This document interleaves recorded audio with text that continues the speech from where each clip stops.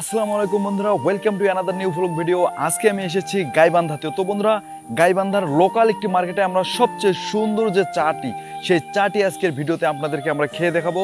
তো চলুন বন্ধুরা, এলাকার ভিতর সবচেয়ে আলোড়ন সৃষ্টিকারী যে চাটি, এই ব্লগ ভিডিওতে আমরা সেই চাটি আজকে আপনাদেরকে খেয়ে দেখাবো। সেই চাটি আপনার আজকে রিভিউ দেবো এই ভিডিওর মাধ্যমে। তো চলুন বন্ধুরা, আজকের ভিডিওটি শুরু করা যাক।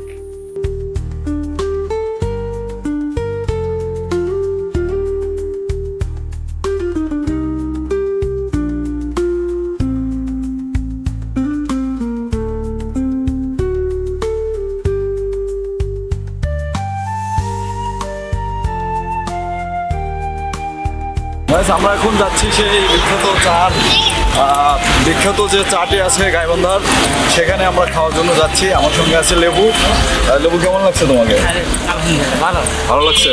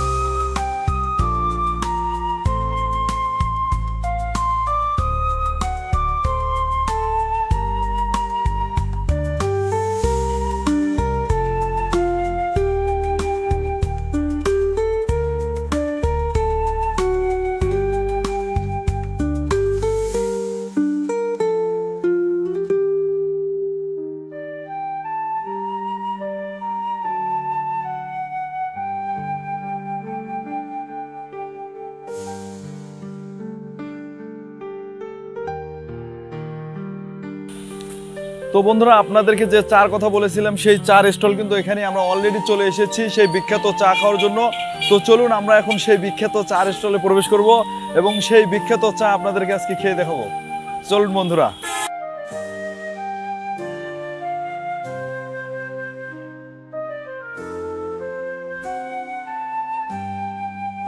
তো বন্ধুরা, আপনারা দেখতে পাচ্ছেন আমরা সেই বিখ্যাত চার স্টলে কিন্তু অলরেডি চলে এসেছি। ভাইকে খুব ব্যস্ত দেখা যাচ্ছে। আজকের যে বিখ্যাত চা আমাদের পুরো গাইবান্ধায় আলোড়ন সৃষ্টি করেছে, এই পলাশবাড়ির চা। এই ভাই, আমরা এখন সেই ভাইয়ের সামনে দাঁড়িয়ে আছি। এলাকায় আলোড়ন সৃষ্টি করেছে স্পেশাল খেজুরের গুড়ের চা।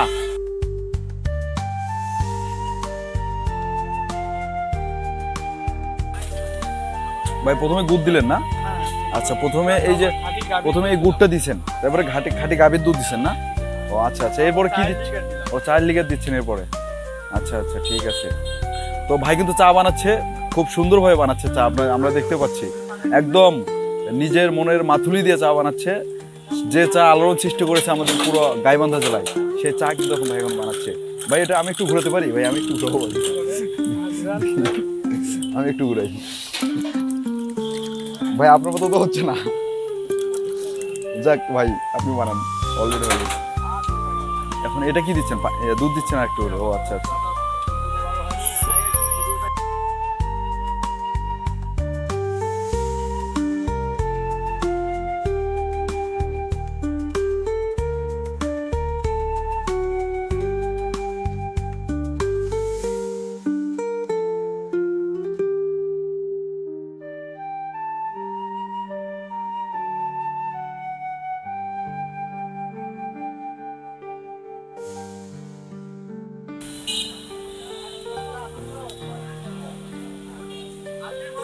বাহ, চমৎকার, সুন্দর।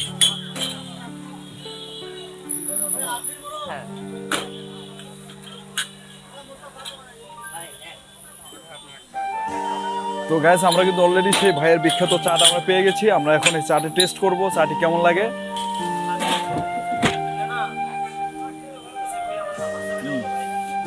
ভাই, অনেক সুন্দর চা বানাইছেন আপনি। এটা কি বানাইছেন ভাই? তো গাইস, এই চা আমি খাওয়ার পরে আমি যতটা মানুষের মুখ থেকে শুনেছি, 10 গুণ ভালো লাগছে আমার কাছে এই চাটি। কবে থেকে খাওয়া শুরু করছেন? প্রায় খান, মানে প্রথম খাওয়ার থেকে আর ছাড়তে পারছেন না এরকম? মানে প্রথম কবে খাওয়া শুরু করছিলেন? কত মাস আগে? না, অল্প কিছুদিন আগে আর কি। অল্প কিছুদিন আগে। এরপরে কি মানে রেগুলার আসছেন এখানে? না, রেগুলার না, মাঝে মধ্যে আসি আর কি। মাঝে মধ্যে আসেন? ও আচ্ছা। হ্যাঁ, অনেক বাইরে থেকে তো লোক এখানে চা খেতে আসে। বাইরে থেকে আসে এখানে?